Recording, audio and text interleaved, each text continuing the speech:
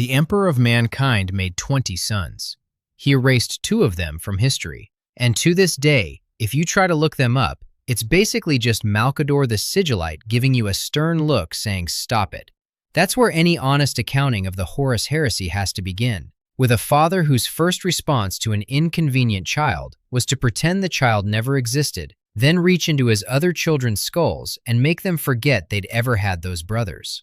The Horus Heresy, the galaxy-spanning civil war that shattered humanity's greatest empire and condemned its architect to a living death, was the predictable result of the worst father in fiction committing 3 cardinal sins against his own sons, erasing the ones who became problems, silencing the one who tried to warn him, and abandoning all 20 to chase a secret project in the basement while leaving his most vulnerable child in charge of everything. The Emperor's 20 Primarchs were genetically engineered demigods, forged in laboratories beneath the Himalayan mountains of Terra. Each one was designed to be a general, a conqueror, a facet of the Emperor's own godlike power made flesh. Before any of them received a name, the Emperor assigned them designations, Roman numerals 1 through 20, and his personal golden armored bodyguards, the custodes, referred to each Primarch by that number in private. Cataloging specimens. Each Primarch would father a legion of Space Marines, superhuman soldiers built from that Primarch's genetic template, and together these 20 legions would prosecute the Great Crusade, a century-long military campaign to reunite scattered humanity under one banner across a galaxy where faster-than-light travel required passage through the warp, a parallel dimension of raw psychic energy that doubled as the hunting ground of chaos. 4 malevolent gods feeding on human fear, ambition, rage, and despair. Before the legions could march, those chaos gods tore the infant Primarchs from the Emperor's laboratory and scattered them across the galaxy. Every Primarch was raised by strangers on an alien world. Every one grew up without their father. And when the Emperor finally found them, one by one, the reunions were job interviews dressed up as homecomings. The 2nd Legion and the 11th Legion, their Primarchs, their Astartes, their histories, their names, were subjected to what imperial records call the Edict of Obliteration. Malcador the Sigillite, the Emperor's closest advisor and a psyker of terrifying subtlety, personally implanted psychic blocks into the surviving Primarchs' minds to suppress their memories of those 2 brothers. In the Black Library short story, The Chamber at the End of Memory, Rogel Dorn, the stoic, unshakable Primarch of the Imperial Fists, has his recollections of the lost Primarchs literally rewritten by Malcador's hand. Games Workshop has maintained this mystery deliberately for decades, offering no official explanation. And that corporate silence mirrors the in-universe silence with eerie precision. Whatever those 2 sons did, whatever crime or failure or inconvenient truth they represented, the Emperor's answer was deletion, denial, and psychic surgery on the witnesses. He unmade them from reality and rewired his surviving children's brains so they'd stop asking questions. That was the precedent carved into the family's bones before the heresy, before Magnus, before Horus ever heard the whisper of a chaos god. Sons are disposable, memory is negotiable, and love, if it ever existed in that laboratory-cold heart, comes with an expiration date. Aaron Dembski-Bowden's 2016 novel, Master of Mankind, answers the love question with surgical brutality. The Emperor, speaking to a custodian named Ra Endymion amid the desperate defense of the webway, refers to the Primarchs as those creatures who call themselves my sons, necessary tools created for a purpose, not children to be cherished. The passage reveals something worse than cruelty. A being so consumed by his vision for humanity's future that he couldn't distinguish between fatherhood and engineering. The first heretic captures the relationship with painful irony, speaking of the warmth of love within the benevolence of trust, a phrase describing precisely what the Emperor offered in theory while withholding in practice. Either he loved his sons and failed through incompetence, or the entire father-son framework was manipulation from the jump. Both are devastating. And the son who would bear the greatest weight of that ambiguity was Horus Lupercal, Primarch of the Luna Wolves, the first son the emperor ever found, and the one he kept closest. Horus was charismatic, brilliant, beloved by his brothers and their legions alike. Dan Abnett's Horus Rising paints him in the opening years of the Great Crusade as a figure of genuine warmth, laughing with his warriors, carrying the weight of command with a grace that made the other Primarchs look like blunt instruments by comparison. The tensions within his legion embodied the fault lines running through the entire Imperium. Warriors like Garviel Loken of the Luna Wolves, who believed in the Emperor's secular vision, standing alongside pragmatists sliding towards something harder. The center couldn't hold because nobody ever told the center why it needed to. After the triumph at Ulanor, where the Imperium crushed the largest orc empire in the galaxy, the Emperor elevated Horus to Warmaster, supreme commander of all the legions and the entire Great Crusade. The appointment was public, grand, and entirely hollow. Horus was handed absolute military authority without a single word about why the Emperor was withdrawing to Terra. Graham McNeil's False Gods describes the resentment of his brother Primarchs, Lion L. Johnson, Rabute Gilliman, Sanguinius, the bitter and volcanic Perturabo, all watching a brother elevated above them while their father vanished without explanation. But Horus bore the worst burden because he'd been closest to the Emperor and now felt the distance most acutely. Supreme authority married to absolute ignorance. A son promoted and abandoned in the same gesture. The Emperor returned to Terra to labor over the Webway project, an attempt to build a human-controlled section of the Eldar Webway, an ancient network of tunnels running through a stable dimension between real space and the warp. If completed, humanity could travel faster than light without ever touching the warp again, severing the species' dependence on chaos entirely. Dembski Bowden's Master of Mankind depicts the Emperor pouring his immense psychic power into maintaining the delicate wards that held the gates stable beneath the Imperial Palace. He told no Primarch, gave no explanation, no timeline for return, no guidance for prosecuting a galaxy-spanning war without the godlike being who'd led it personally for a century. If Horus had known the project existed, had understood that his father withdrew for the survival of the species rather than from indifference, the whispers of chaos would have found far less purchase. But the Emperor treated operational security as more important than trust, and that calculation cost more human lives than any single decision in history. Horus's fall didn't happen in a dramatic confrontation. It was slow, surgical, and engineered by hands far more patient than the Chaos Gods alone. Erebus, a word-bearer chaplain, the single most loathsome individual in the entire Warhammer 40,000 setting, manipulated the pieces into position.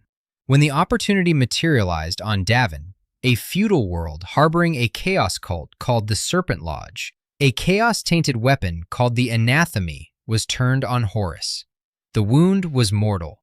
Horus, the greatest general humanity had ever produced, lay dying while his sons scrambled for any solution. Erebus pointed them toward the Serpent Lodge. Horus's own warriors, desperate, terrified of losing their father, carried their Primarch into a chaos ritual. In a fever dream communion, the four Chaos Gods showed Horus a vision of the future. An Imperium where the Emperor was worshipped as a god, where the Primarchs were forgotten, where everything they'd built was twisted into a theocratic nightmare of ignorance and suffering. The vision was, with terrible irony, largely accurate. A picture of the 41st millennium, the very setting Warhammer 40,000 players know from the tabletop. But it was presented without context, without the Emperor's perspective, without any mention of the Webway project that could have explained why the future looked so dark. The Chaos Gods didn't need to fabricate a lie. They only needed to show Horus the parts of the truth the Emperor had withheld. A father who communicates loses nothing in that temple. A father who keeps secrets loses everything. Horus rose from Davin changed. The transformation wasn't instant. McNeil's False Gods tracks the erosion with nauseating precision, but it was terminal. His legion fractured along exactly the lines you'd expect. Loken clung to the hope that his Primarch could be reasoned with until the moment that hope was beaten out of him at Istvan III. The first son the Emperor ever found, the one given the most authority, the most affection, the most reason to believe he mattered, became the weapon that broke the Imperium. And he became that weapon because the Chaos Gods bothered to talk to him when his father wouldn't. While Horus hardened into the Imperium's destroyer, Magnus the Red was fighting a losing war against his own obedience. Among the 20 Primarchs, Magnus was the one most like his father, the most powerful human psyker after the Emperor himself, a sorcerer king, a towering red-skinned cyclops who saw the warp as an ocean of knowledge rather than a hell to be feared. His legion, the Thousand Sons, was built around psychic warfare. Every battle brother trained in arts that made other legions' specialized librarians look like amateurs. And in the first year of the 31st millennium, the Emperor had convened the Council of Nikaea, a formal tribunal on whether psychic powers should be permitted among the legions, and delivered a ruling that annihilated everything Magnus was. Magnus had argued with every instrument at his disposal. Psychic power, properly disciplined, was humanity's birthright and the Imperium's greatest strategic asset. His case was meticulous, scholarly, built on decades of his legion's controlled application of the warp in warfare. Mortarion opposed him, the gaunt and poison-breathing Primarch of the Death Guard, who despised all things warp-touched with a survivor's fury. Leman Russ opposed him, the savage wolf king of the Space Wolves, who viewed Magnus's arcane pursuits with undisguised contempt. Other Primarchs weighed in from both sides, but the chamber's center of gravity had already shifted before Magnus finished speaking. The Emperor sided with the opposition. What became known as the Edict of Nikaea banned all psychic powers among Space Marine legions, categorized bluntly as sorcery. Librarius divisions dissolved, librarians stripped of their roles and replaced by chaplains whose job was enforcing compliance rather than wielding the warp. No exceptions, no gradations, no appeals. McNeil's 1,000 Sons captures Magnus walking out humiliated before his brothers. An entire legion's identity criminalized in a single stroke. The hypocrisy was total. The Emperor was himself the galaxy's most powerful psyker, actively using psychic power at that exact moment to sustain the Webway project none of his sons knew existed. Every Primarch in that chamber had been created through psychic processes. Sorcery was being outlawed by the Supreme Sorcerer, and the most gifted psychic son was ordered to stop being what his father designed him to be. The Council of Nikaea was the Emperor's last chance to tell Magnus the truth, to explain that unfettered psychic use threatened the Webway wards, to share the secret that would have made the prohibition comprehensible, to treat his most intellectually gifted child as a partner in the species' survival, rather than a subordinate to be muzzled. None of those things happened. A proclamation was issued from a throne. A father walked away. Magnus went home to Prospero, to the crystal towers and vast libraries his legion had built, and he tried to obey. A being whose entire existence was defined by reaching into the fabric of reality with his mind sat on his hands. The Magnus did nothing wrong meme circulates across the Warhammer community as beloved shorthand, but its staying power comes from genuine grief. Magnus genuinely attempted to follow his father's impossible command.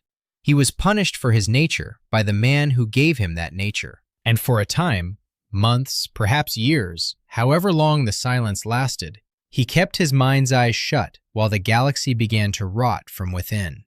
Then, through the very abilities Nikaea had forbidden, he perceived Horus's corruption.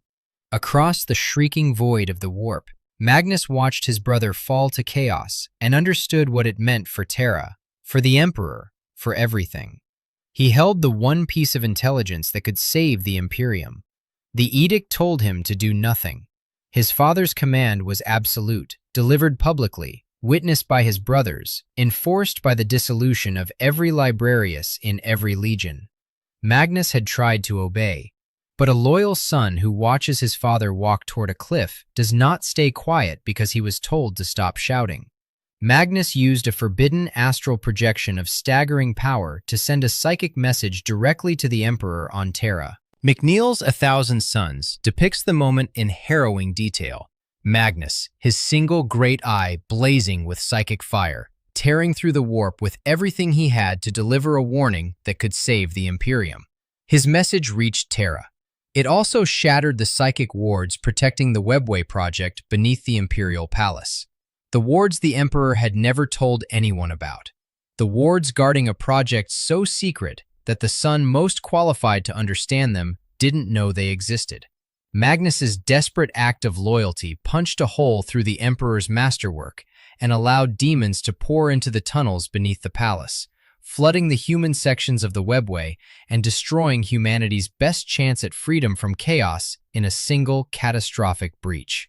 The title of this script, Magnus was told to do nothing and did it wrong, resolves here. He was ordered to be silent. He broke that silence to save his father's life. And because the Emperor never trusted his most gifted son with the truth about what sat beneath the throne, Magnus's loyalty became the single most destructive act in Imperial history. The Emperor's response was to send Leman Russ to bring Magnus back to Terra. Horus, already corrupted, already calculating, intercepted those orders and twisted them into a command to destroy Prospero entirely. Dan Abnett's Prospero Burns follows Russ's perspective as the Space Wolves descend on Magnus's homeworld. Crystal spires that had taken centuries to raise shattered under orbital bombardment. The libraries burned. The Thousand Suns, already reeling from Nikaea's psychic prohibition, fought back against Brother Astartes in a battle that should never have happened. Magnus, broken and grieving, watched everything he'd built reduced to ash by a brother weaponized against him by the very corruption he'd been trying to report. The Emperor's silent son was punished first for speaking at Nikaea, then destroyed for the act of trying to obey a father who'd left him no way to obey and survive. Horus moved quickly after that. At Isstvan III, he purged the loyalists from his own ranks, soldiers who had served him with total devotion, now inconvenient. Horus ordered virus bombs dropped on the planet's surface to annihilate those members of his own legions who he calculated would refuse to turn against the Emperor. Some survived the bombardment and fought on the blasted surface in a desperate, doomed resistance against their own brothers. Garviel Loken of the Luna Wolves survived, barely, and together with Nathaniel Garrow of the Death Guard, escaped aboard the frigate Eisenstein, carrying warning to Terra through the warp, while their own legion's ships hunted them down. These loyalists, trapped inside traitor legions, became the heresy's most invisible victims, men who did everything right and were abandoned by the very Imperium they bled to protect. Isstvan V was worse. The drop site massacre became one of the heresy's earliest and most shocking losses. Fulgrim beheaded Ferrus Manus, Lord of the Iron Hands. Horus had learned his father's lesson about inconvenient sons and applied it at industrial scale. Scattered through those traitor legions, loyalist space marines still held on, pockets of resistance with no reinforcement and no hope of rescue from an emperor now chained to the Golden Throne, maintaining what remained of the breached webway. Sons who did everything right, stayed faithful, and died loyal to a father who called them tools in private conversation with his bodyguard. Even within this spiraling catastrophe, the Alpha Legion managed to make everything stranger. Alpharius and Omegon, twin Primarchs of the 20th Legion, the only Primarch who was secretly two people, built their entire operational identity around deception so recursive that every Legionnaire claimed to be the Primarch. I am Alpharius became a greeting, a battle cry, a philosophy, and eventually such a tangled maze of misdirection that the Alpha Legion's actual allegiance dissolved into noise.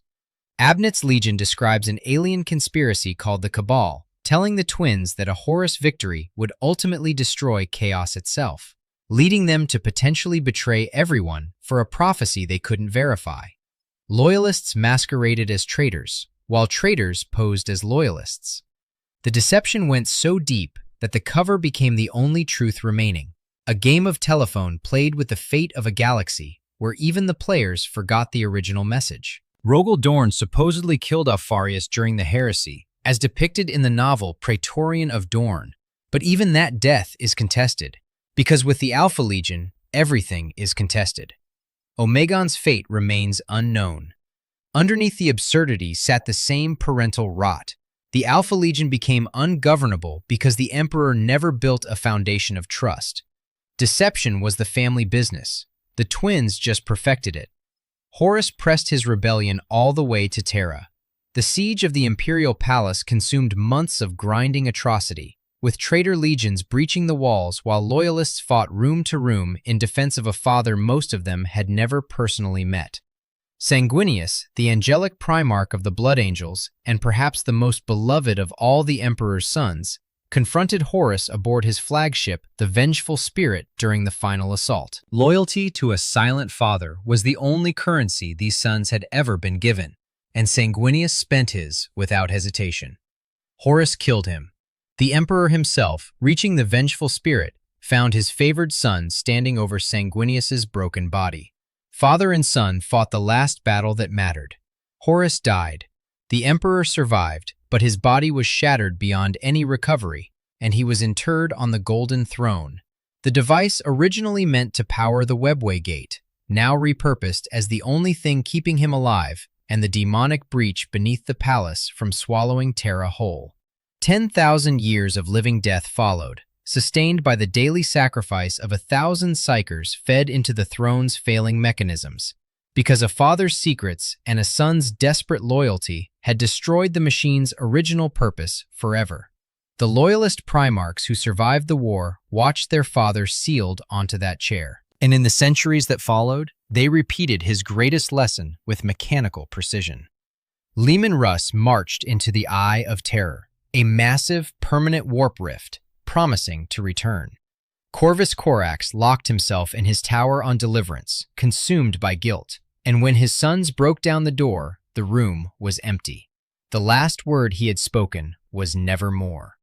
Jagatai Khan chased Dark Eldar raiders into the Webway and never came back. Rogel Dorn likely died during the First Black Crusade. Only his skeletal fist was ever recovered by the Imperial Fists. Vulcan, functionally immortal, scattered artifacts across the galaxy for his Salamander's chapter to find, like a father leaving a scavenger hunt instead of a forwarding address, and vanished.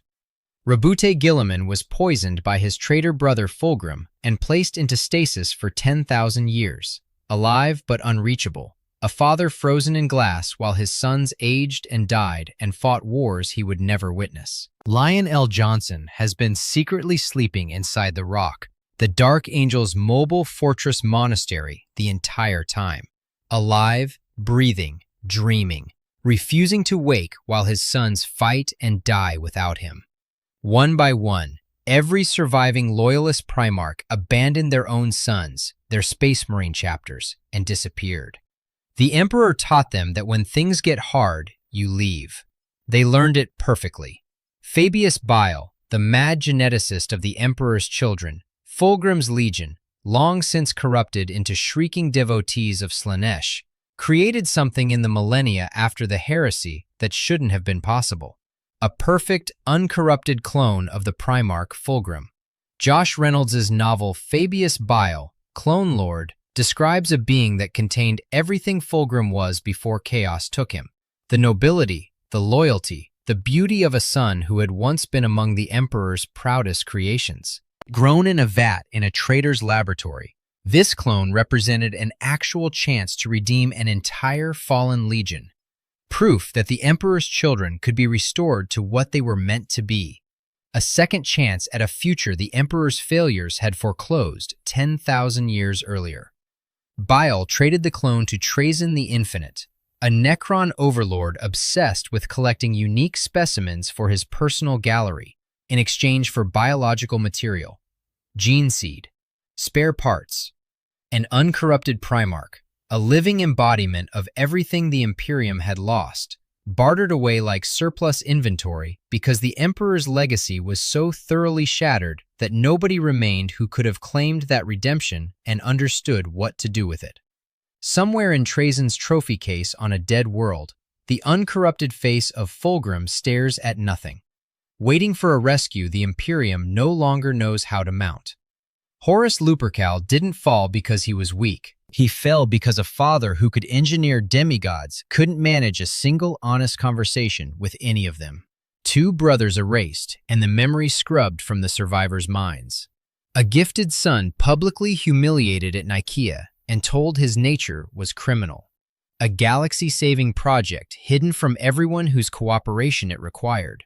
And the most charismatic, most beloved, most dangerously isolated son handed supreme command of a million-world empire while his father disappeared into silence beneath the palace floors. Horus walked into that temple on Davin, carrying every wound the Emperor had inflicted on the family, and the Chaos Gods didn't have to invent a grievance. They just pointed at the ones already there. 10,000 years later, the Golden Throne is failing. The Emperor sits in the dark, sustained by sacrifice, presiding over an imperium that became exactly the nightmare Chaos showed Horus on Davin, a theocratic horror of ignorance and endless war, where the man who outlawed his own worship is worshipped as a god by a trillion screaming faithful who have never read a word he actually wrote. His surviving sons are scattered or sleeping or lost in dimensions that don't answer to human names. His legions fractured into 1,000 chapters that fight each other almost as often as they fight the enemy. Somewhere in the Eye of Terror, Russ is still walking. Somewhere in the webway, the Khan is still riding. Somewhere beneath the rock, the lion is still dreaming. And on Terra, entombed in golden machinery that was never supposed to be a coffin, the worst father in the galaxy sits on the cruelest monument to his own failures. Still not talking, still keeping secrets, still paying the price. Subscribe for more stories like this.